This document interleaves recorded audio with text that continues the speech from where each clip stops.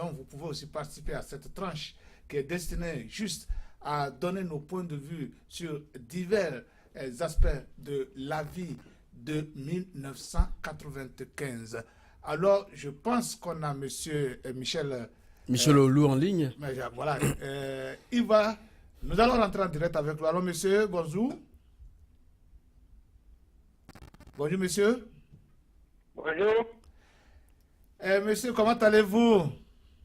Je vais bien, par la grâce de Dieu. Voilà. Pasteur, rapidement, vous avez des vœux à présenter à vos fidèles, à vos parents et à toute la communauté internationale, n'est-ce pas? Ah oui, effectivement. J'ai des vœux les meilleurs. Ouais. Qui sont basés sur la parole dans Isaïe, dit que j'ai mis la parole de la foi sur votre bouche. Il faut la proclamer, vous la verrez s'accomplir.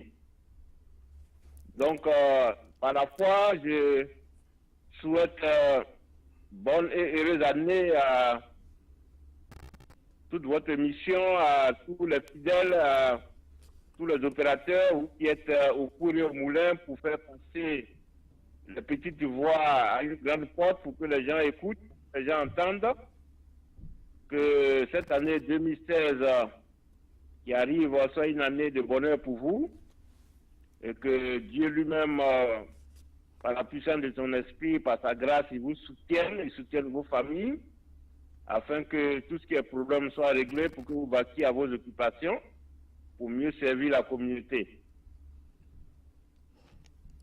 À l'issue de ça, je voulais quand même lui poser une question. Monsieur Pasteur Oulou, Michel? Oui. Pasteur? Oui, je suis là. D'accord. Quelles seront vos recommandations pour 2016? Parce que nous avons eu beaucoup plus de tractations au niveau du national comme international sur l'échiquier politique en Afrique, comme ici, là où nous vivons. Alors, quelles sont les recommandations que vous pouvez faire? Bon, les recommandations vont d'abord au niveau individuel. Hein. Vous savez, la parole que nous prêchons nous interpelle. Il n'y a rien qui est gratuit. À part le salut, notre rédemption en Jésus-Christ. C'est tout ce que nous avons obtenu par la grâce. C'est gratuit. On ne paye pas pour ça. Mais tout le reste, nous devons payer. Pas avec de l'argent, mais par notre obéissance à la parole de Dieu. Donc ma prière, c'est que chacun de nous, sur le plan individuel, que nous nous interpellions nous-mêmes et que nous mettions en pratique la parole de Dieu, que nous soyons obéissants à la parole de Dieu. C'est en ce moment-là que nous verrons sa gloire. Celui qui ne met pas la parole de Dieu en pratique, qui ne vit pas selon Dieu, ne peut pas voir la gloire de Dieu. Il peut avoir une gloire autre que celle de Dieu, mais elle est éphémère. C'est la gloire de Dieu qui demeure à jamais. Donc ma prière, c'est que chacun de nous retourne vers Dieu et s'interroge lui-même. Même si tu ne connais pas l'évangile, quand Dieu t'a créé, il a mis dans ton cœur la connaissance du bien et du mal. Il faut faire le bien. Quand tu as l'occasion de poser un acte, demande-toi si cet acte-là, il va glorifier Dieu ou non. Aussi longtemps que tu vas glorifier Dieu, tu verras sa gloire. Tu seras béni. Même si tu ne connais pas l'évangile. Pasteur? La prière, c'est que chacun de nous, au titre individuel, nous soyons approchés à Dieu et par-dessus tout, ça va réjaillir sur nos différentes familles, sur nos différents pays, sur toute l'Afrique. Que Dieu vous bénisse. D'accord, ne partez pas parce que mon confrère va prendre la parole tout à l'heure pour vous poser encore d'autres questions.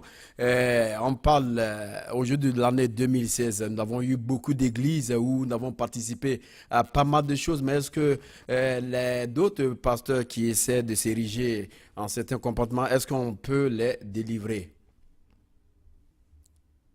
Hein, les pasteurs, qu'est-ce qu'ils ont fait? Est-ce qu'on peut délivrer ces pasteurs? Parce que nous voulons rentrer dans 2006. Il y a d'autres pasteurs qui ont besoin d'être délivrés aussi. Bon, vous savez, c'est pour ça que j'ai parlé de comportement individuel. Si, entre guillemets, un pasteur arrive à abuser d'une communauté, c'est cette communauté qui le permet. Parce que Dieu dit, mon peuple périt par manque de connaissance. Celui qui vient vous raconter des fables, des contes et légendes, des choses qui n'ont aucune référence biblique, ben, vous pouvez lui fermer la boutique en ne lui donnant pas l'occasion de vous raconter des histoires. Voilà, si on se fait raconter des histoires, on entretient les hommes de Dieu en guillemets dans le faux, mais c'est nous-mêmes qui créons cela. Donc moi, en fait, je n'ai aucun problème, je n'ai rien à reprocher à ces gens, à part le fait que je ne dis pas qu'ils ne sont pas coupables, mais je dis que c'est nous qui leur donnons l'opportunité d'abuser de nous. Donc je demande aux fidèles, c'est les fidèles qui sont les plus importants, c'est eux qui tiennent à Dieu. Nous, les serviteurs, nous, on ne fait que leur apporter ce que Dieu nous demande d'apporter. Mais si on ne fait pas notre travail, voilà, il faut que les fidèles eux-mêmes prennent leurs responsabilités et ne pas nous prêter oreille, de réaliser vers Dieu. Alors, Pasteur Michel Olou, tous ceux qui viendraient pour abuser des fidèles, ils n'auront pas d'occasion de le faire. Alors, Pasteur? Oui. Voilà, vous savez que durant 2015, la communauté chrétienne a connu d'énormes problèmes. Quels sont vos vœux pour l'année 2016 pour que la cohabitation, si je peux ainsi l'appeler, entre la communauté chrétienne et les autres communautés puisse être beaucoup plus effective? Les vœux pour 2016 pour qui? Pour la communauté chrétienne. Vous savez, 2015, la communauté chrétienne a connu beaucoup de problèmes que je ne vais pas m'étaler ici à relever. Mais quels sont vos vœux pour 2016 pour cette communauté chrétienne, pour que la cohabitation entre la communauté chrétienne et les autres communautés soit beaucoup plus effective? Vous pouvez parler de la communauté musulmane. Comme je l'ai dit tout à l'heure, c'est ce que je proclame. Mais ma proclamation, elle est basée sur le fait que Dieu nous dit de proclamer la parole par la foi et on va la voir s'accomplir, comme il a dit dans Ésaïe. Donc je proclame que mes frères et mes sœurs de la communauté chrétienne, que nous nous retournions vers Dieu et que nous mettions en pratique sa parole. Nous avons reçu le salut par la grâce en Jésus-Christ. Nous sommes sauvés. Nous allons aller au paradis. Mais de notre vivant sur terre, nous avons besoin de voir la gloire de Dieu. Nous avons besoin de prospérer. Mais pour que nous prospérions, il faut que nous vivions la parole de Dieu. Si on ne vit pas la parole de Dieu, comme le Lazare, le pauvre dans la Bible, bon, je ne dis pas que Lazare n'a pas vécu selon la parole, je ne connais pas sa vie, mais ce qui est sûr, lui, il avait le salut, mais malgré son salut, il était pauvre. Ce n'est pas normal. Donc, un enfant de Dieu, si tu as accepté Jésus comme Seigneur et Sauveur, tu es sauvé. Mais de ton vivant, il faut que tu vois la gloire de Dieu. Il faut que tu aies longue vie. Il faut que tu aies de quoi manger, de quoi même le superflu pour pouvoir soutenir les autres. Mais pour que cela arrive, il faut que tu sois obéissant à la parole de Dieu. Donc ma prière, c'est que chacun de nous, nous ayons la force de résister à Satan et de vivre selon la parole de Dieu. Voilà, c'est mon souhait le plus ardent. Aussi longtemps que nous allons vivre selon la parole de Dieu, nous serions forts et la communauté chrétienne sera forte et on va pouvoir vider le camp du diable pour élargir la tente, le monde spirituel, tout ce que Jésus a prévu son royaume, on va pouvoir l'élargir davantage. Que Dieu vous bénisse. Amen. Alors, mon ami Herman Lomanga, est-ce que vous avez une question pour le pasteur Michel? Avant d'abord de poser la question au pasteur Michel, je voulais tout juste dire, je reconnais la puissance du bon Dieu à qui je tiens vraiment à remercier par sa grâce, parce qu'il nous a donné le souffle de la vie, que nous puissions encore vivre. Malgré tout, il nous reste seulement 5 jours pour clôturer cette année 2015, mais je tiens à lui remercier par sa pouvoir, par sa force, parce qu'il nous donne le souffle de la vie, il nous donne les forces, la bonne santé, afin que nous puissions être aujourd'hui vivants pour lui glorifier encore. La question que je devais poser au pasteur, s'il m'écoute, c'était seulement, vous qui êtes le pasteur, vous à qui nous, le chrétien, les croyants, vient auprès de vous afin que vous puissiez nous fortifier pour notre foi spirituelle, afin que nous puissions avoir une bonne relation avec le bon Dieu. Par votre conscience, est-ce que vous avez fait le travail que nous, les chrétiens, qui étaient venus vers vous afin de nous fortifier? Et si vous l'avez bien fait, c'est bon. Si vous ne l'avez pas bien fait, vous ne trouvez pas que c'est le temps pour vous de vous repartir avant que nous puissions souffler l'année 2016.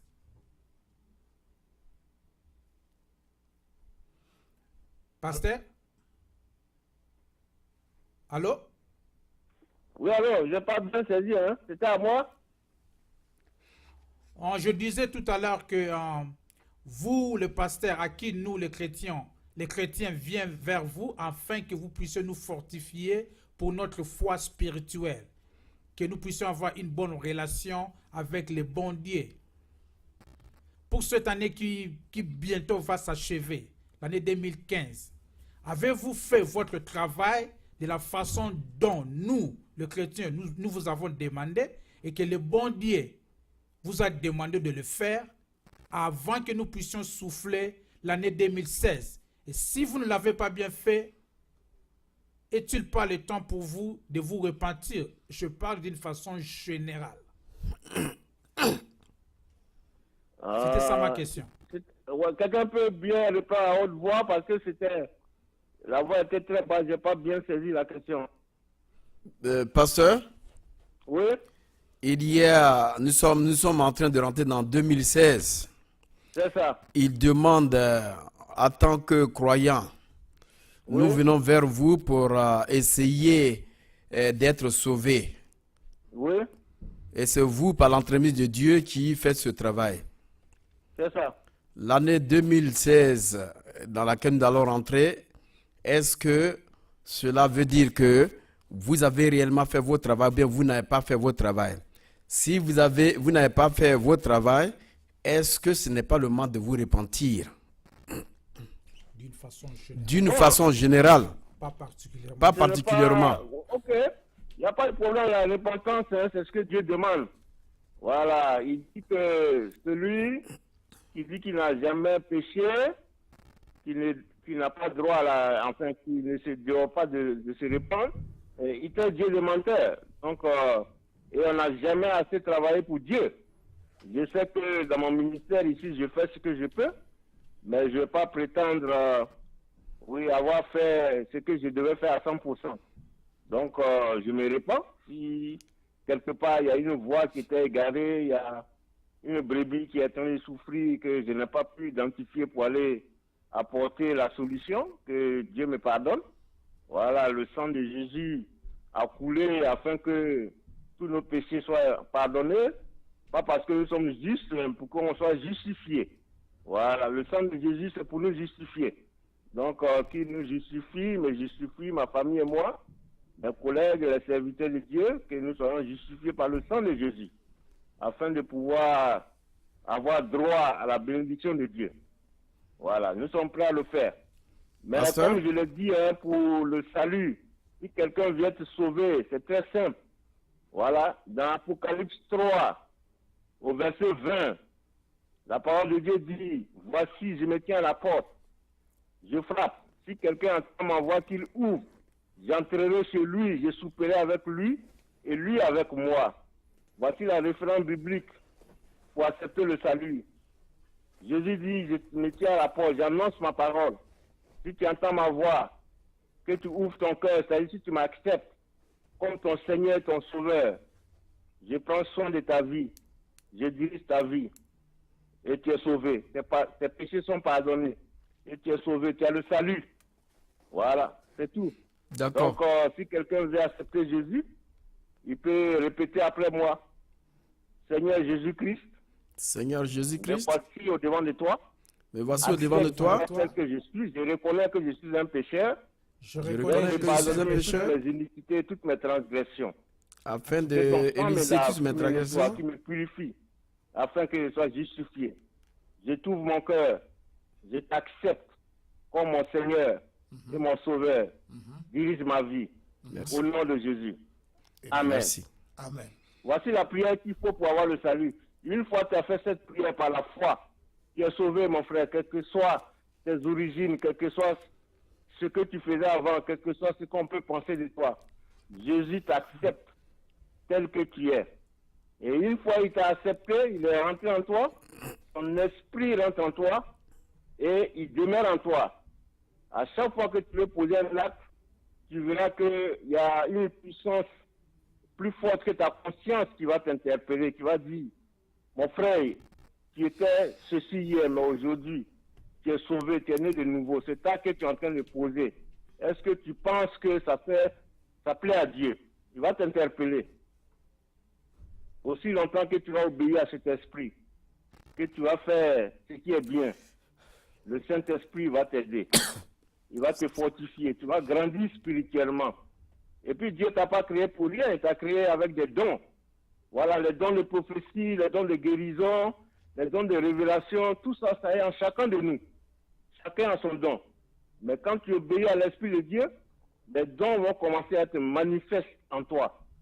Et tu vas commencer à œuvrer dans le spirituel pour faire avancer l'œuvre de Dieu. Tu vas dévoiler les choses cachées. Et ceux qui t'ont vu hier vont dire, mais ce monsieur, sa vie a changé. Ce n'est plus la même personne. Donc voilà comment, sur le plan spirituel, on est de nouveau et on grandit spirituellement. Donc voilà, c'est ma prière pour chacun. Même, vous pouvez aller voir n'importe quel enfant de Dieu. Vous pouvez faire cette prière, vous êtes sauvés. C'est par la grâce, c'est gratuit. Il n'y a pas de salaire, il n'y a pas de prix à payer, c'est gratuit. Mais une fois que tu es sauvé maintenant, pour que tu vives la gloire de Dieu, la puissance de Dieu, il faut que tu obéisses à sa parole. C'est ça les deux choses. Être sauvé, être né de nouveau, par grâce, et voir la gloire de Dieu par obéissance à la parole de Dieu. Que Dieu vous bénisse. Merci, pasteur. D'ores et déjà, nous vous souhaitons bonne et heureuse année 2016. Amen. Ouais, Merci à vous. plein de choses à votre famille. On garde à le votre contact. communication. Au revoir. Alors, revenons ici sur ce plateau avec mes confrères. Alors, ensemble ici, commençons. Quel est l'événement, ou bien quels sont les événements de 2015 qui vous ont le plus marqué? Je ne sais pas par qui je vais commencer. Ou bien je peux commencer par moi-même, ou bien moi, je commence avec... D'abord, c'est ça que je disais tantôt, que je remercie les bons dieux, bien qu'il nous reste seulement 5 jours pour terminer cette année. Par sa bénédiction, par sa grâce, il nous a donné le souffle de la vie qui nous permet de s'asseoir ici devant pour lui témoigner, pour encore lui glorifier. Merci beaucoup. Revenant à votre question, M. Yves Kenao, ce qui m'a vraiment frappé pour cette année qui va bientôt s'écouler, c'était un événement si géant qui s'est déroulé en Afrique. L'événement que je fais allusion, c'était la population de Burkina Faso. Ça m'a beaucoup frappé. Vu l'actualité que nous sommes en train de vivre maintenant politiquement, surtout en Afrique, un peuple qui se relevait afin qu'il puisse prendre sa destinée à la main, bien qu'ils n'ont pas encore réussi à 100%, mais cet événement-là, c'était un événement géant et que je tiens vraiment ici sur le plateau à féliciter le peuple burkinabé de ce qu'ils ont fait. Et cela pourra nous servir comme un exemple pour toute l'Afrique, surtout la population africaine qui se retrouve dans une situation politique, économique, financière et surtout aussi morale qui ne le permet pas afin qu'il puisse s'exprimer. Il faut que vous puissiez suivre l'exemple des Burkinabés. C'est ça l'événement qui m'a frappé personnellement. Alors, mon ami Serge, quel est l'événement, ou bien, du moins, quels sont les événements qui t'ont marqué durant cette année 2015? Merci bien, mon cher confrère, monsieur Kenao Yves. Je crois qu'il y a beaucoup d'événements que vous avez. Et si nous voulons nous référer à ces événements sur ce plateau, depuis le début de nos émissions, nous avons parlé des événements. Nous ne faisons que discuter de tout ce qui se passe dans le continent africain. Et je voulais quand même remercier, comme l'a dit mon confrère, le bon Dieu, parce qu'il reste quelques jours pour qu'on rentre dans 2016. C'est ce bon Dieu que nous allons toujours prier pour rester dans sa logique, parce qu'il a une logique que l'homme même transgresse. Tant que cette logique n'est pas transgressée, je crois que vous pouvez vivre longtemps. Parce que Dieu vous met au monde et après vous vous mettez au monde. Dieu a le plan de tout un chacun aujourd'hui, là où vous vivez. Vous allez recevoir la grâce de Dieu à tout moment, quand vous le sollicitez. Parce que Dieu vous a dit d'ouvrir la bouche pour ne pas subir.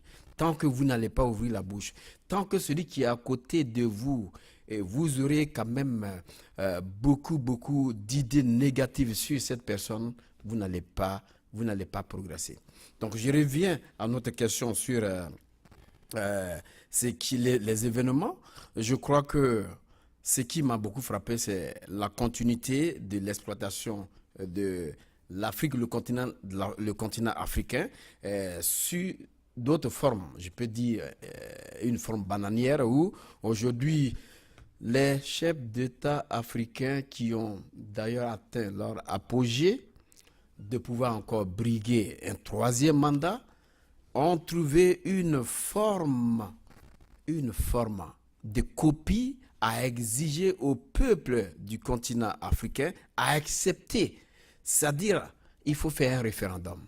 Après le référendum, on essaie de changer la constitution pour s'éterniser au pouvoir. Nous avons vu Sassou Nguesso, où aujourd'hui, François Mitterrand a dit qu'il peut faire un référendum. Le grand François Hollande, qui est le président, qui est allé au Sénégal pour dire que c'est la fin de tous les dictateurs et qu'on ne va plus toucher aux constitutions. Mais le référendum, il est bien dans la constitution. On touche la constitution, il ne fait plus cas de ça. C'est-à-dire qu'il faut accepter, parce que voilà un truc qu'on va leur dire. J'ai déjà dit que je ne peux plus, qu'ils ne voulaient plus qu'on touche à la Constitution. Mais on vous laisse, et c'est à vous maintenant de faire. Quand ça marche, là, il n'y a pas de problème. Quand ça ne marche pas, en ce moment, on va rester à côté, mais essayer d'intervenir sur une autre forme. Alors, il faut dire que l'Afrique a été dévastée, elle continue d'être dévastée, mon cher Kenao. Voilà, j'ai quelques grands événements qui m'ont marqué durant cette année 2015. Le tout premier événement, c'est l'immigration clandestine, aussi bien au niveau de l'Afrique, et surtout ces derniers temps au niveau de l'Europe, que j'appelle invasion de l'Europe. Ces centaines et des centaines de milliers de jeunes, de braves valides, qui quittent le continent africain juste comme ça par la traversée de la Méditerranée, qui finit la plupart des cas par des pertes en vies humaines. C'est un événement qui m'a choqué, qui m'a vraiment choqué.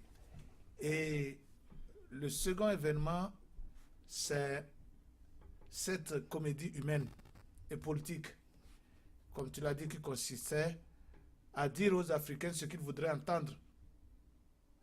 Ces gens ne resteront plus au pouvoir. Et que derrière les rideaux, qu'on dise à ces mêmes gens, je vous donne le feu vert.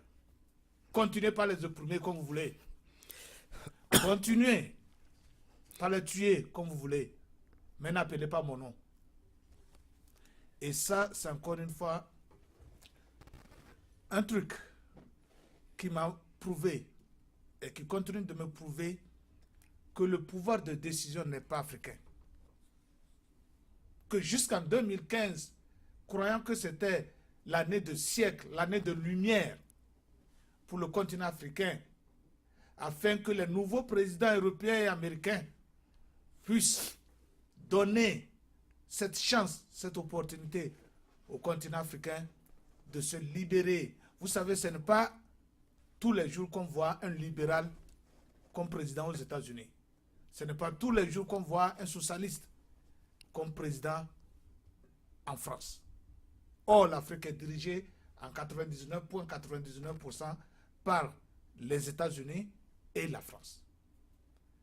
J'avais un espoir en voyant le président américain, le nouveau président américain arriver, et le président Hollande en France, j'avais eu espoir que le continent africain connaîtra une lumière de l'année. Une lumière qui permettra donc à cette opposition africaine qui a la recherche du souffle, de l'oxygène minimum, pour son peuple, j'avais espoir. Mais le discours de la francophonie avait suscité beaucoup d'espoir, encore une fois, au sein de la classe politique africaine. Et comme par hasard, cet espoir a été vite désenchanté lors du référendum constitutionnel du Congo-Brazzaville. Ça, c'est un événement clé qui a juste, comme les Anglais le disent, 360 degrés. Ça tournait d'une manière rapide. Et on est revenu au point de départ. Ça, c'est un événement qui m'a vraiment marqué. Et je n'oublierai pas cet espoir burkinabé, même s'il n'est pas 100% burkinabé, cet espoir qui aurait cru que 2015, octobre 2015, serait la fin de Blaise Compaoré. Personne. Et ce sont ces événements-là qui m'ont vraiment marqué durant cette année 2015. Voilà. Oui. Ouais, je voulais tout juste intervenir un peu sur ce que tu fais un peu de dire à propos du président africain et puis la façon dont il se laisse toujours avoir des partenaires américains et puis européens, français, tout ça là. Tu vois, le problème qui se pose, c'est quoi? À qui la faute? Moi, personnellement, je dis la faute, c'est à nous, les Africains. Pourquoi je dis ça? Parce qu'il y a un proverbe qui dit « Le pouvoir, elle ne se donne pas, elle s'arrache. »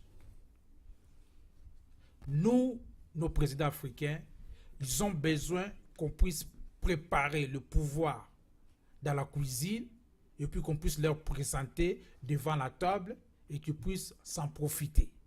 Et c'est là où on a un problème. Qu'est-ce qui manque au président africain de dire non aux États-Unis et puis de dire non à la France et puis à tous les colons africains? Rien. Oh non, beaucoup. N'oubliez pas qu'avant d'être président en Afrique, vous devez aller chercher la fameuse clé. C'est ce que je dis. Est-ce que tu me reviens à ce que je suis en train de dire. Je dis que parce que le président africain veut qu'on puisse leur présenter le pouvoir sur la table. Au lieu d'être en contact avec sa population à qui il est en train de chercher le pouvoir pour le diriger, pour comprendre ce que cette population-là veut, lui, il prend une autre position, aller voir les gens qui vont l'imposer sur le pouvoir. Et cette imposition-là vient avec des conditions. Ouais. Et le problème qu'on a aujourd'hui, là, qu'ils n'ont jamais compris que ça ne s'arrête pas. Avec cette imposition-là, avec ces conditions-là, et ça doit être toujours au tournant, comme tu l'avais dit, comme les Américains disent, 360 degrés, ça tourne toujours autour. Écoute, nous, le peuple africain, de tous les pays, de tous les continents africains, faisons de nous l'année 2016 une année de réussite totale. Que nous puissions faire partie de tous ces dictateurs au pouvoir et que son mandat puisse se terminer ou pas, on doit les faire partir. À commencer par l'Afrique de l'Est, l'Afrique de l'Ouest, l'Afrique du Nord et puis toute l'Afrique entière. Il ne faut pas attendre les États-Unis, les Français ou les Européens. ils n'ont pas les soucis de vous, la population. Ils sont là pour retirer tout ce qu'ils ont besoin de retirer. Et c'est pour cette raison que Temple Afrique nous a réunis afin que nous puissions nous communiquer à vous et que vous puissiez comprendre nos idées. Vous n'êtes pas obligé de prendre ce que nous sommes en train de dire, mais ça pourra vous aider à ouvrir vos yeux, à comprendre que c'est vous, la population, qui en Afrique, comme le peuple burkinabé, se réveille, bien que c'était un coup, que ce n'était pas seulement à 100%, mais ça c'est quelque chose de bon. N'attendez rien de la France, n'attendez rien des États-Unis, parce qu'il y a des siècles qui sont là, ils ne sont pas là pour nous. Ils sont là pour et un point et trait. Si on ne le comprend pas aujourd'hui, eh bien, l'année 2016, on sera encore ici, on va toujours continuer à parler de la même chose. Voilà, comme notre ami l'a dit, we report, you decide. Donc, Effectivement, on dirait que nous avons les mêmes idées, parce que c'est ce que j'allais dire. Tempo Afrique reporte et vous décidez. vous décidez. C'est tout. C'est ce qu'on peut faire. Cette télévision, votre télévision, c'est la seule, la télévision numéro 1 de la diaspora. Il n'y a plus une autre télévision. C'est pour cette raison, nous venons devant vous chaque fois pour vous donner les clés de la réussite du continent africain. Monsieur Kanao, vous avez parlé de l'invasion de l'Europe. Mais quand vous voyez l'invasion de l'Europe, à qui la faute? Quand nos richesses, ils viennent prendre leurs richesses pour aller vers l'Europe. Quand ces richesses convergent vers l'Europe, on est obligé de suivre nos richesses, donc ce n'est pas de notre faute. Est-ce que vous voyez que... ce que j'étais en train de dire, c'est ceci. C'est que ce n'est pas l'invasion en elle-même qui m'intrigue, qui me fait... mais c'est la manière. Mais c'est la manière et la finition, la plupart des cas. Oui, c'est vrai. Mais ce que je voudrais dire, c'est que quelque part, si vous déstabilisez quelqu'un dans le but de le rendre faible et de l'exploiter au maximum, attendez-vous que les déchets que vous balayez dans sa cour retomberont tôt ou tard dans votre cour. Et à qui est-ce que tu dis tout ça là? Mais je dis bien à ceux qui exploitent et qui affaiblissent et qui divisent l'Afrique. Il faudrait qu'on soit ensemble.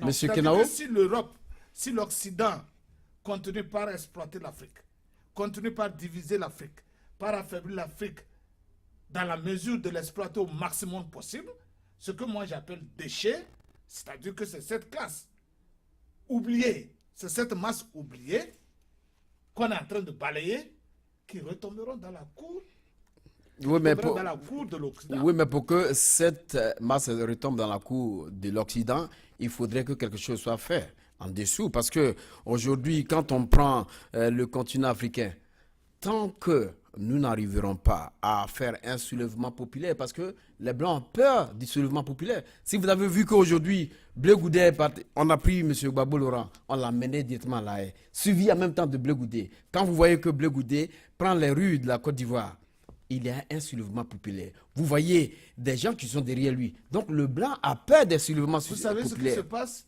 C'est ce que je dis, que l'Occident a fait une étude psychologique et sociologique de l'Africain. Il a compris que l'Africain d'abord est peureux, et deux, il a compris que l'Africain est individualiste, très individualiste.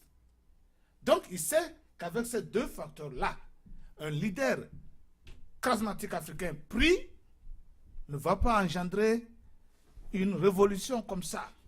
Mais écoutez, c'est un cas très probable que j'ai senti au niveau, par exemple, de Somalie, durant la guerre avec le général Haïdid.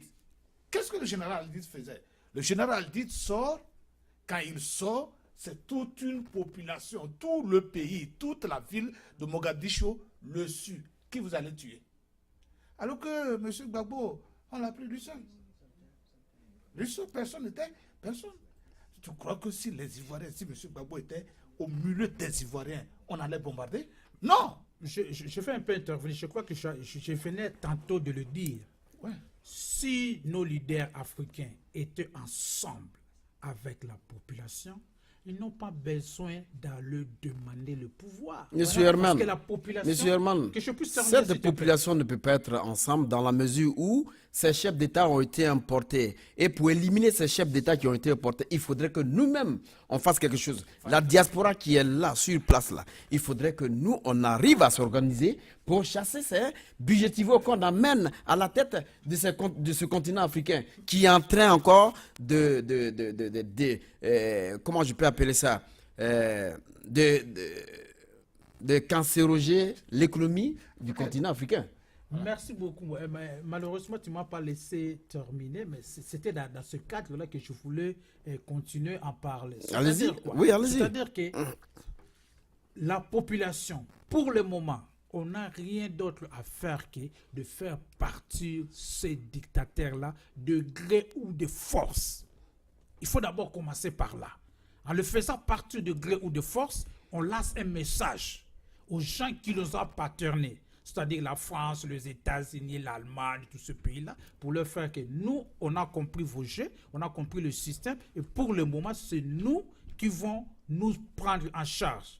Maintenant, quand ils organisent l'élection, ceux qui vont faire l'élection pour être président, il faut être ensemble, de pair avec la population. Comme l'exemple qui vient de dire sur la Somalie à l'époque. C'est ça ce que nous avons besoin pour le moment. Mais mon cher Herman, quand on voit déjà que ce président, ce candidat est importé, qu'est-ce qu'il faut faire? Il ne faut pas le permettre. Il faut systématiquement employer. Nous sommes africains. Il faut essayer de lui barrer la route. Il faut l'humanité. Voilà. Purement, il faut lui dire, il faudrait que tu partes. Il y a une autre manière de chasser le type. Vous savez. C'est clair. Mais je ne vous coupe pas la parole. Voilà. Mais je voudrais dire aussi que quand vous voyez que le président français arrive en Afrique, par exemple, on ne dit pas que son homologue arrive. Mais ce président est le chef de toute la franc-maçonnerie dans le monde entier. Oui. Donc, quand vous arrivez, vous voyez les Yahi Boni qui se courent pour pouvoir le saluer. Voilà. C'est qu'il salue son chef. Il ne salue pas un homologue. C'est ce qu'il faut comprendre. Donc, l'Afrique est complètement engrenée par cette masse franc-maçonnique qui nous amène dans un autre monde qui s'appelle le monde illuminaire, où il faut changer tout. Mon cher Kenao a parlé, il a dit, mais le président François Hollande, on a cru qu'il venait au pouvoir pour faire la lumière en Afrique. Mais depuis quand un serpent a cessé sa manière, non seulement de mordre, mais d'injecter son venin qui est encore plus mortel. Donc on ne peut pas. Il y a un système que De Gaulle a introduit au niveau de la France. Ce système-là, il faudrait que chaque Africain que nous sommes là le comprenne. Ils ont été colonisés par l'Allemagne. Et qu'est-ce qui s'est passé?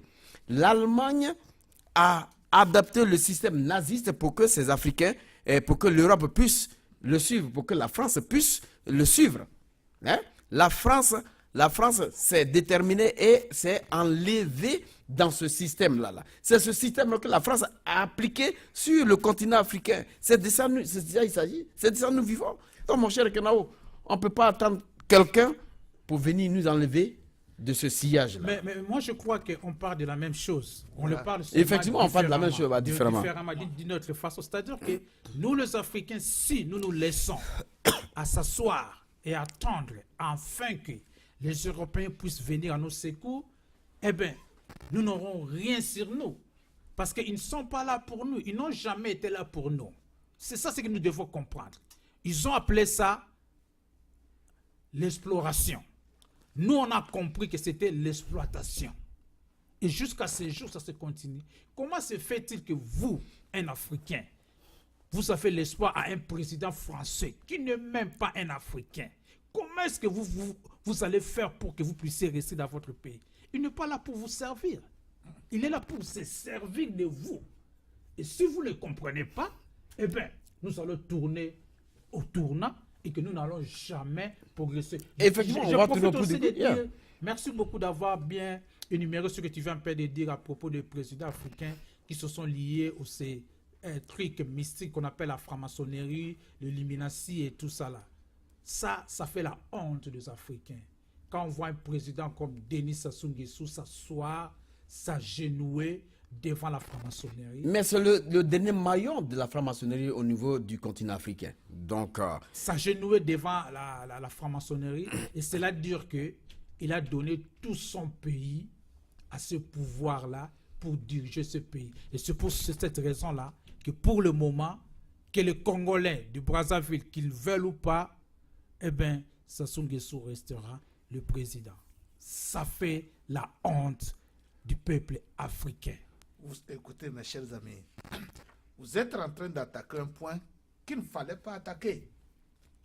Les présidents africains, les anciens présidents africains n'avaient pas compris le système très tôt. C'est pour cela que chaque fois vous entendez ce président a été assassiné, ce président a été assassiné. Les nouveaux présidents africains, ils ont compris très tôt que même aux États-Unis, pour être président des États-Unis, vous devez faire partie de cette Franc-maçonnerie. À tout prix. Si vous n'êtes pas franc-maçon, vous ne pouvez pas être président des États-Unis. Et les francs-maçons, c'est la fraternité. Ils ne s'entretuent pas. Donc, vous êtes président africain. Avant de prendre la clé, vous devez passer par là. Aujourd'hui, je vous dis à travers l'Afrique entière, si vous n'êtes pas de la franc-maçonnerie, vous ne serez pas président. Vous ne serez même pas président dans un pays. À qui la faute? Je pose la question. C'est à nous. Nous sommes voilà, gloutons. et voilà. Nous sommes gloutons. Et voilà. C'est que nous voulons manger. On vous dit, si vous avez besoin du pouvoir, vous passez par cette voie. Alors, ce que je suis en train de dire pour le peuple africain. Alors, vous savez, la libération du continent africain passera nécessairement par deux choses. Par la conversion totale et complète de l'attitude, de la pensée, de la réaction de l'Africain. C'est la première des choses. Il faut changer son idéologie. Voilà, que l'Africain cesse de croire que sa libération viendra de l'extérieur. Un. De deux, il faut une révolution et la vraie. Un soulèvement populaire. Quand je dis une révolution, je veux parler, comme tu l'as dit, en termes clairs, d'un soulèvement populaire. Pas d'un soulèvement au niveau de la Côte d'Ivoire seul, pas d'un soulèvement au niveau du Togo seul, mais un soulèvement qui se fera simultanément avec une seule revendication. Le départ pur et simple de tout ce qui est colon sur le sol africain. Pur et simple. C'est vrai. Et je vous dis une chose, pas un soulèvement teint, pas un soulèvement déguisé. Je vous dis ça. Et c'est ça qu'il nous faut. Jusqu'à présent, nous n'avons pas un spirit, c'est-à-dire un esprit. Un esprit de solidarité. De solidarité. Nous ne l'avons pas. Je vous dis, c'est le seul continent dans ce monde qui n'a pas pu se libérer. L'Asie s'est libérée. L'Amérique latine s'est libérée. L'Asie, quand je dis l'Asie, y compris les pays de Middle East, tout ça là, ils se sont libérés. Et comme par hasard, c'est en Afrique seule. Mais je crois que vous avez raison, non, M. Kanao. C'est un hasard, c'est parce que nous, Africains, on n'a pas décidé. Ce n'est pas. Ça a une C'est ce que raison. je dis. C'est ça ce que Nous, je dis. Africains, on n'est pas décidé à le faire. Parce que dès l'instant que tu commences par quelque chose. Je vous donne un exemple. Dans tous les pays, quand on tue un leader, le lendemain, 2 leaders sortent. 2 leaders plus dangereux que le premier, que celui qu'on a assassiné. Par hasard, en Afrique, quand on tue un leader, il faut attendre un cadre. Il faut attendre toute une génération, 25 à 30 ans, pour que notre leader sorte. Depuis qu'on a tué Thomas Sankara, quel leader on a en Afrique? Pas encore. Mais dites encore depuis... Alors que si c'est dans d'autres continents, sur d'autres continents, le lendemain, hop, un leader de l'Est. Même après Thomas Sankara, il y a eu Kadhafi qui a été tué hier. Depuis là. Qu'est-ce que les Africains Qu'on ont fait? dit? Mais non, l'Union Qu'est-ce que africaine. l'Africain a dit? Et Gbagbo a été transféré de l'autre côté. Qu'est-ce que l'Africain a dit? C'est l'Africain même qui l'a Jean-Pierre transféré. Bemba a été transféré de l'autre côté. Là. Qu'est-ce que Non. l'Africain a dit? C'est ça ce que Je n'ai pas encore fini, mon Ok, cher ami. continue, mon frère. Il y a encore, on va débattre tout à l'heure, cette conférence Cette fameuse des conférence partis, de- 196 partis qui sont réunis, cette fameuse. Les autres Qu'est-ce se qu'on plaignent cherche? de leur surchauffement. Vous, Dieu vous a donné ça Surchauffement naturellement. climatique. Vous sautez dedans. Et nous avons vu les Flore Yassimbe, les Yahi Boni, allez là. les Maki, qui ont essayé de lire des discours. Mais c'est des discours qui ont été écrits. C'est ce que vous allez dire. Mais ils sont allés changer, mais un partager budget encore qui a été voté pour qu'eux ils puissent partir. Bon, Mais alors, je crois qu'on va en parler tout à l'heure. alors c'est quoi? Je remercie vraiment les panels qui sont ici, mes confrères, de tous ceux qui sont en terre de Dieu, parce que c'est ça ce que Tempo Afrique fait. Tempo Afrique vous donne les informations et c'est à vous de décider, de voir comment est-ce que vous allez bénéficier de ces informations-là. Mais nous ne tenons pas rigueur. C'est ce qu'on connaît, c'est ce qu'on a en train de transmettre par la voix de Tempo Afrique, qui est notre média de la diaspora ici aux États-Unis. Je voulais juste te dire que ce que tu viens un peu de toucher là pour la conférence de climatisation qui se passait en France, tout ça là. On va un peu de parler de la franc-maçonnerie. C'est-à-dire, leur thème, c'est quoi? C'est la fraternité, liberté et puis égalité. C'est ça même qui fait le symbole de la France. Et je voulais ajouter rapidement, vous allez continuer. le cas du budget qui a été alloué à cette conférence, c'est un Africain un chef d'État africain qui a donné ce cas de budget. Mais c'est ça ce que je C'est dis. Et je ne porte Guinéen. pas son nom ici.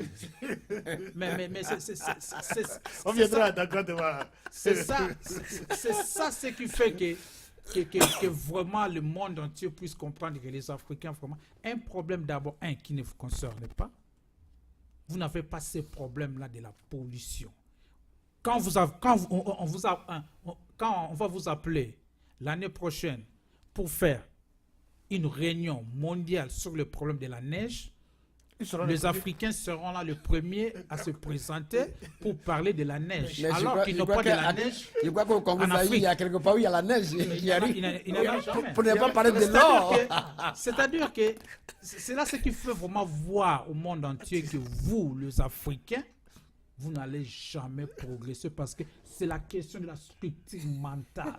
Que vous puissiez vraiment voir votre façon de penser, de voir et de vous conduire moralement, physiquement, intellectuellement et surtout aussi spirituellement. Parce que si vous vous laissez devant un Satan, eh bien Satan il est là pour vous détruire et pour vous faire retourner en arrière. Ça ne vous concerne pas. Et tous les présidents qui étaient partis là-bas, ils font partie de la franc-maçonnerie. Mais c'est ce que je vous Ils dis. ont un plan. Il y a eu 196 diables qui sont réunis autour de ce pot pour pouvoir encore donner plus de suspense au continent africain. Et Voilà, ça fait la honte des Africains de se réunir autour de cette table pour parler de la globalisation mondiale du climat. Ça fait la honte. Et nous, les peuples africains qui souffrent au pays, nous avons besoin de faire partir ces leaders-là. Comme mon confrère Yves avait dit, que nous puissions les faire partir des gré ou de force, un soulèvement total. Il faudrait que maintenant on passe à l'action parce que il y a très longtemps qu'on a mené beaucoup de discussions. Il faut, monsieur, Voilà, mon cher Kenao, il faudrait qu'on passe à l'action. C'est ça. Je devrais changer un tout petit peu. La discussion est revenue sur le continent africain. Non, il faudrait qu'on attaque un peu tous ces petits au niveau voilà. étatique. Parce que le Congo souffre. Alors, hein. concrètement, Le Congo souffre. Il faudrait qu'on en parle avant de quitter Sisi. voilà, concrètement. Vous voyez, quand les élections arrivent, j'ai remarqué aujourd'hui aux États-Unis, si vous êtes riche, vous ne passez pas. Si vous êtes riche et vous voulez briguer un poste de président aux États-Unis, vous avez 99% de chances d'échouer. Parce que ils trouvent que vous n'êtes pas connecté avec la base, avec le peuple de tous les jours. Mais ces gens ont été fabriqués. Ils ont été fabriqués. Je vous rejoins, mon cher Un Kenao. instant. Mais en Afrique, à l'heure actuelle, la mode, quand vous écoutez dans tous ces pays africains, on dit il est businessman. Alors que dans les pays que nous copions, on refuse ces businessmen.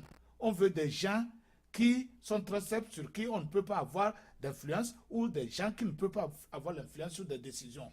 Mais ne pensez-vous pas que les élections en Afrique, que dans les constitutions, bien dans les tests des commissions électorales, qu'on insère, si vous êtes à l'extérieur à 100% de votre vie, que vous ne briguez pas le poste de présidence? Mon cher Vous ne Kenao. trouvez pas que c'est temps qu'on pense à ça? Même si les gens disent que c'est une infraction à chose, vous ne pouvez pas que quelqu'un qui fait 30 ans à l'extérieur, 20 ans à l'extérieur, qu'est-ce que vous croyez qu'il a comme réalité du pays qu'il ira gouverner? Sinon, ne que le faire comme de là où il vient. Non, mais ce que vous dites, vous avez raison, parce que tous ceux qui sont ici, c'est des gens qui sont préfabriqués d'abord. Voilà. Ils sont suivis et ils s'en vont pour accomplir Ce qu'on- le devoir. Hein? Sinon, les déshydratats de l'Occident. Bon, vous avez parlé tout à l'heure de businessman en prenant le cas des États-Unis.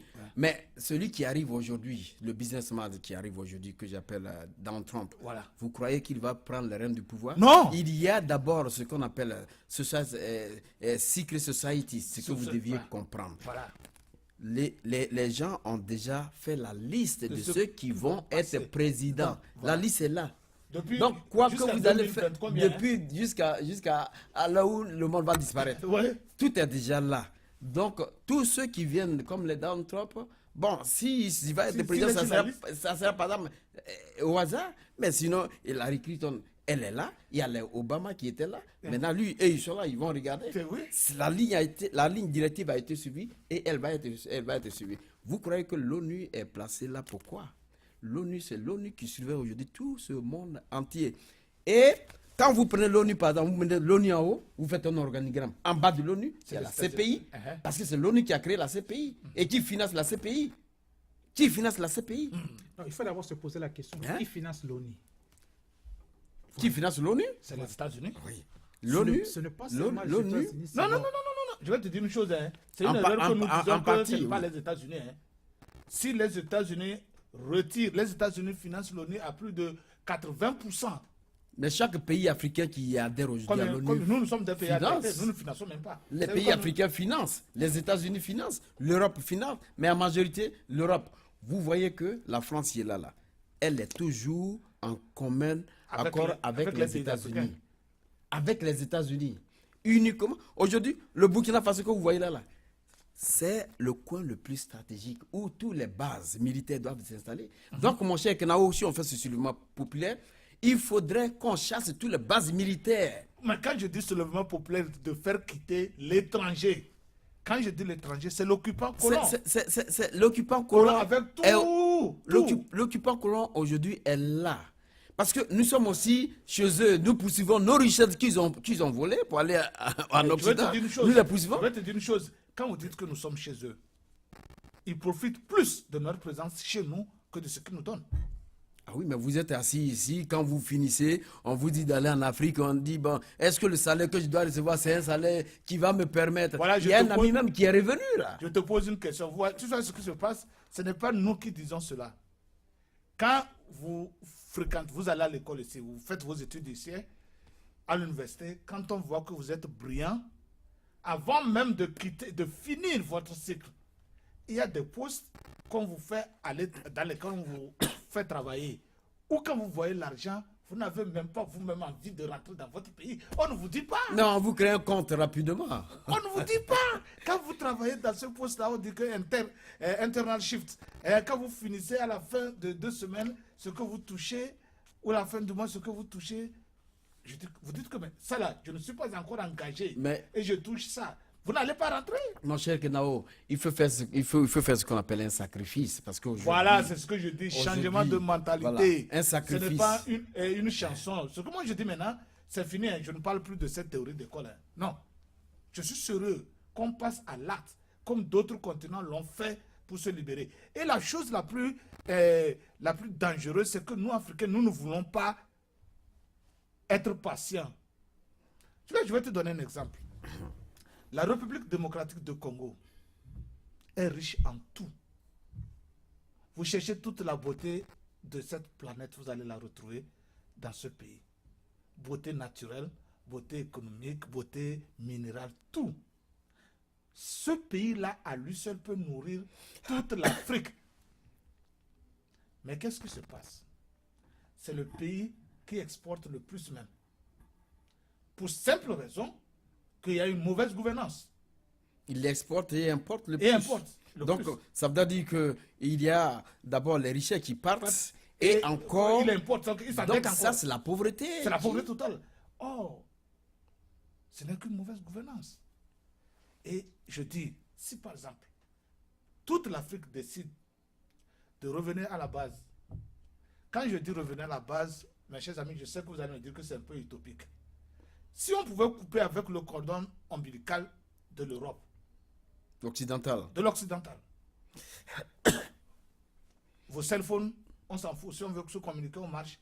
On va dire à l'autre là que je le cherche. Donc on rejoint finalement Thomas Sankara qui dit qu'il faut consommer africain. Voilà. Et on commence à la base par l'agriculture, par nourrir nos populations.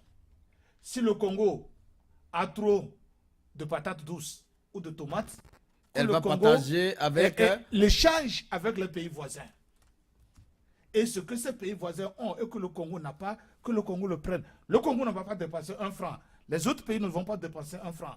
Ça, c'est un développement qui continue. Oui, mais le On développement, n'est pas endetté. mon cher ami, avant que le développement ne continue, mais l'Africain nous il faudrait que ensemble tous les pays africains puissent avoir l'idée c'est ce que je dis, tous les pays africains. de développement monétaire. Voilà. Parce qu'une seule monnaie va contribuer à notre développement. Si tu vas là encore, tu tombes dans le piège de l'Occident. C'est l'Occident qui contrôle la monnaie. Oui, mais qu'est-ce que nous faisons? Attends, il faudrait que nous, on arrive à mettre en... Laisse-moi terminer. Nous commençons par faire ces échanges-là entre nous. Ça veut dire que nous n'avons plus de dettes. Tu comprends? Nous n'avons plus de dettes. Et nos populations mangent à leur faim. Vous avez café, cacao quelque part en Côte d'Ivoire. L'autre, le Nigeria, a le pétrole. Le Maroc a le pétrole. La Tunisie a ceci. L'Algérie a ceci. La Libye a ceci. Tout le pétrole là. Nous n'allons pas le chercher. Mais pourquoi est-ce que le Nigeria, qui est le pays le plus grand exportateur de pétrole, suivi de l'Angola, peuvent répartir ce pétrole à travers l'Afrique? À travers, comment on appelle? Ils envoient ce pétrole aux États-Unis. Tu sais ce qui se passe? Et la Chine, c'est l'Angola qui prend un peu. Et tu sais ce qui se passe? C'est justement parce que il y a ces histoires d'interférence de l'Occident. Oh, c'est nous qui vous aviez colonisé. Vous devez... Mais, mon cher Kenan, vous devez passer par nous. Vous oubliez aussi quelque chose. La Chine arrive. C'est ce que je te dis. Si nous ne nous réveillons pas, nous allons chasser les voleurs pour acheter les sorciers. Si nous ne nous réveillons pas, nous allons renvoyer les voleurs pour acheter les sorciers. Bon, alors je vous dis, ok. Alors je vous dis qu'il va falloir qu'on commence. Quelqu'un m'a dit l'autre fois que ça va prendre de 40 ans. Je dis même si ça prenait 100 ans.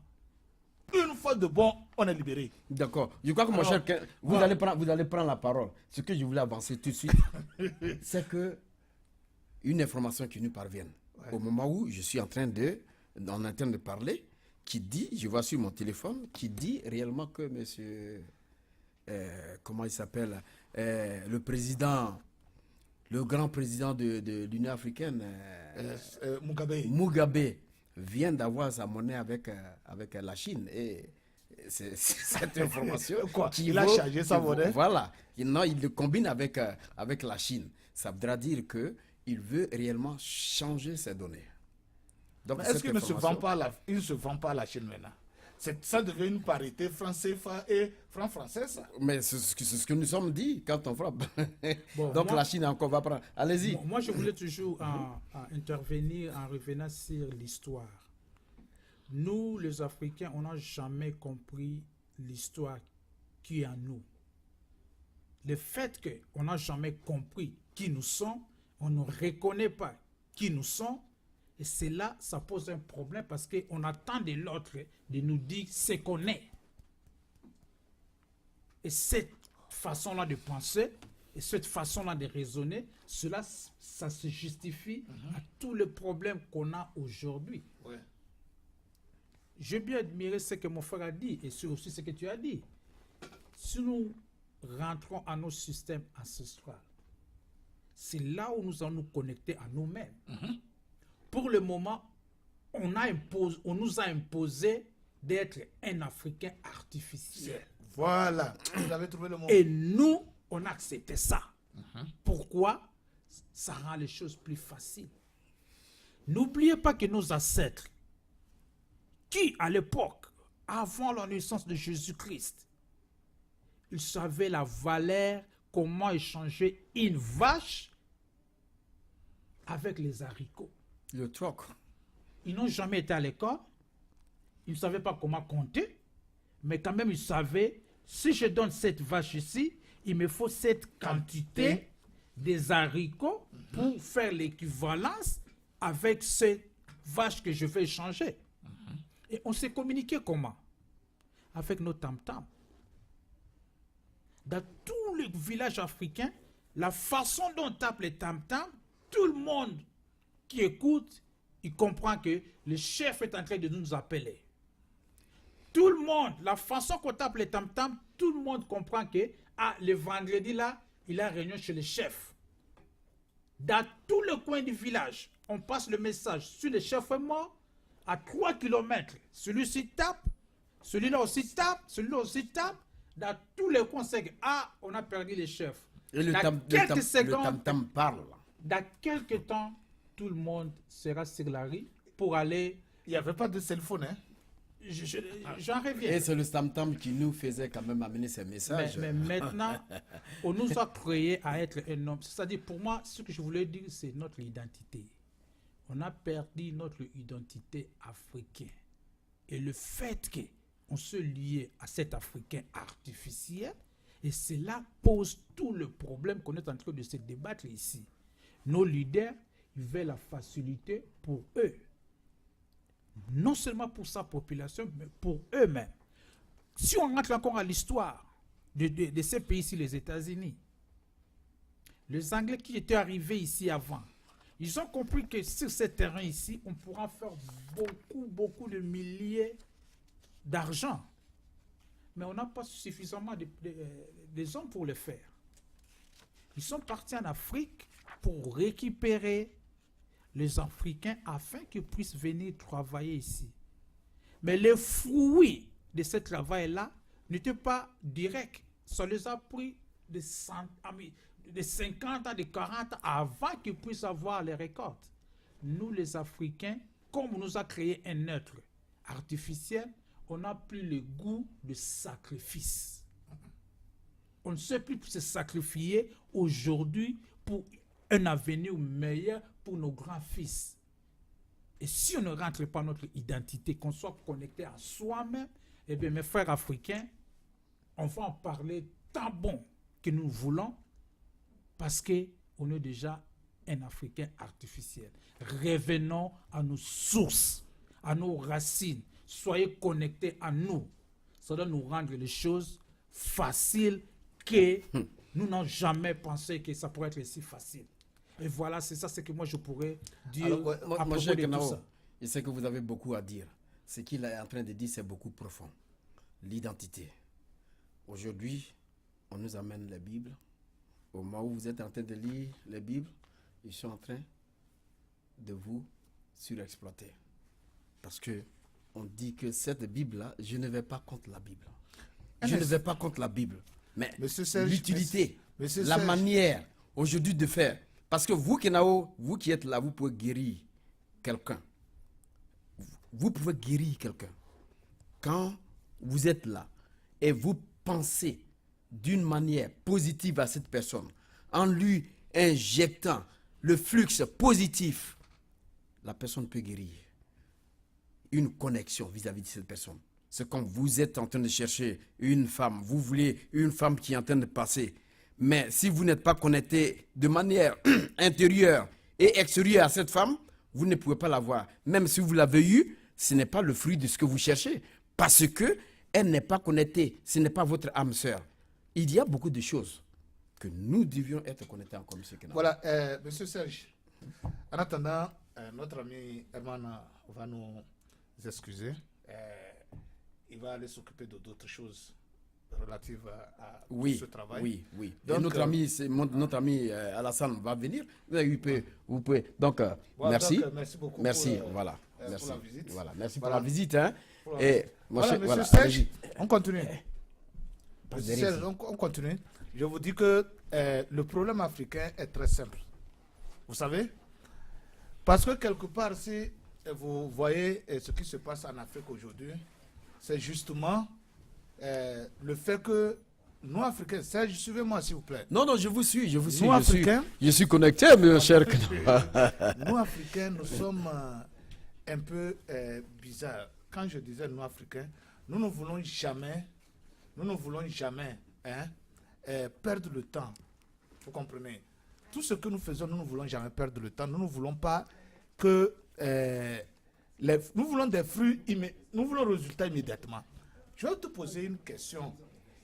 Jusqu'à présent, je n'ai pas vu un responsable politique africain de tout bord qui a proposé, qui est arrivé avec un programme d'action qui dit aux Africains de retourner à la base.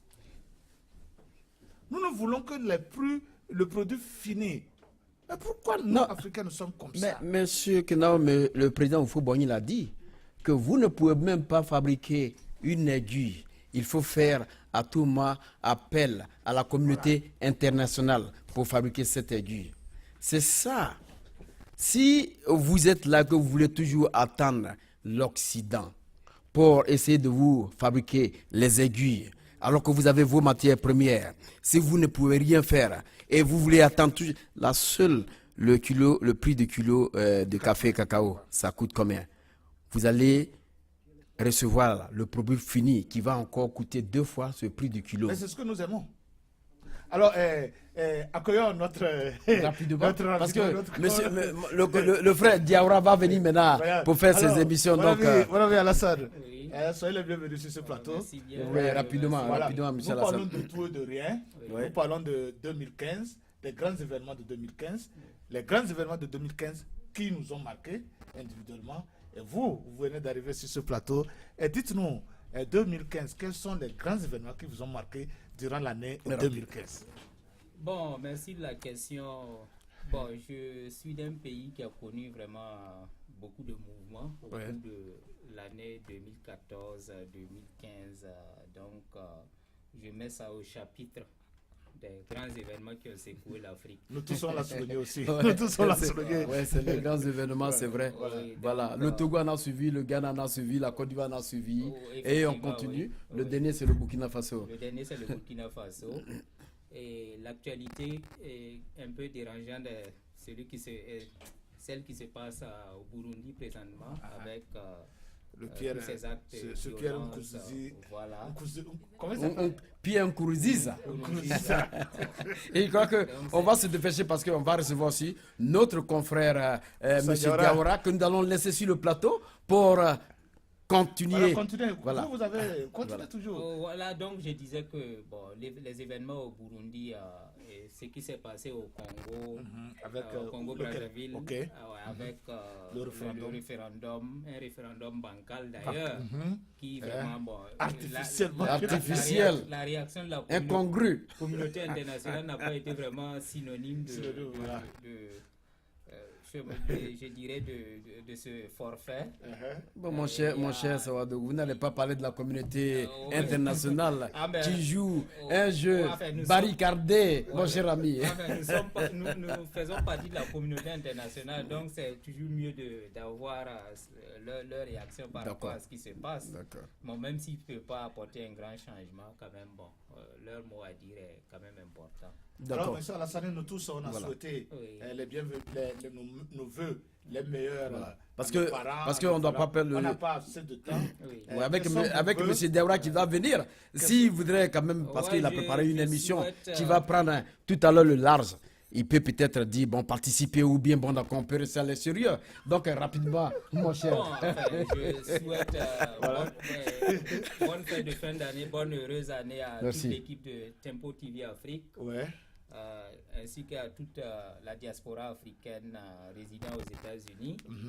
Je leur encourage à vraiment apporter leurs opinions par rapport à tout ce qui se passe en Afrique, enfin, comment on peut s'unir pour apporter un changement.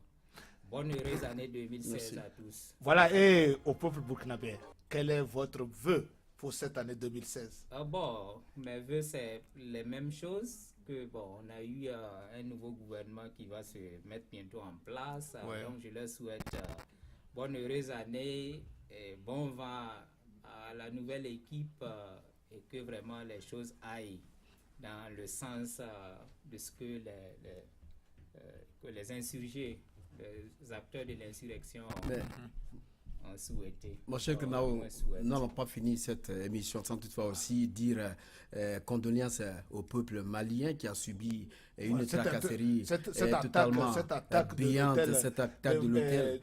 Comment il s'appelle? Blue Mais Madison, qu'est-ce qui prouve que le président Ibé, quand même, il n'est pas en dessus de tout ce qui se passe parce qu'il ne dit rien. On ne peut pas aller quand même jusque-là, mais toutes nos condoléances pour 2015 Parce que le peuple tout malien malien, suit une qui brancard, hein. qui souffre, Il faut le dire. Et monsieur Alassane, merci beaucoup pour. Merci beaucoup, avoir Alassane. accepté Je crois qu'on va l'invitation. accueillir Je notre On va confrère, M. accueillir Diawara, notre- le grand Diawara qui va Le venir grand tout à l'heure. Moussa. Et l'homme de la rétrospective de la semaine. Hein, l'homme là. Et je vous Je crois signale en que- oui. passant que le mercredi, il y aura une très grande émission animée par ce même Moussa Diawara. Le mercredi prochain, il sera là et on va animer à tout feu et tout flamme cette émission. Mais pour l'instant, nous l'accueillons. Nous allons vous l'introduire sur ce plateau et nous allons nous éclipser. Et passer de l'autre côté. Non, il arrive, Diawara arrive, Voilà, je crois. il va aller chercher ces documents, ces cartons, ces informations, ces notes, tout cela. Tout ce que vous voulez. Alors, monsieur Serge, quels sont vos vœux avant de vous retrouver, vous autres, à 16h, temps de Minneapolis, dans l'émission Grand Débat? Je vous rappelle qu'aujourd'hui, nous allons parler de cette fameuse conférence de COP 21 qui s'est déroulée en France. Non, quand vous dites COP, les gens ne sont pas informés. Conférence des partis, comme le dit en anglais, Conference of the Party. Voilà. Monsieur Diawara est là aujourd'hui avec nous. Monsieur Diawara, bonjour, c'est avec plaisir qu'on vous reçoit. Et dans quelques instants, nous allons vous céder le plateau pour votre émission Restro Perspective de la semaine que nous suivons avec plaisir, dont je suis l'un des grands fans. Je vous remercie beaucoup pour tout ce que vous faites, le grand travail que vous abattez sur ce plan-là. Alors, chers téléspectateurs, nous vous remercions d'avoir suivi cette tranche spéciale de Tempo Afrique TV sur l'année 2015. Alors, dans quelques instants, Restro Perspective de la semaine avec Moussa Diawara. C'est parti.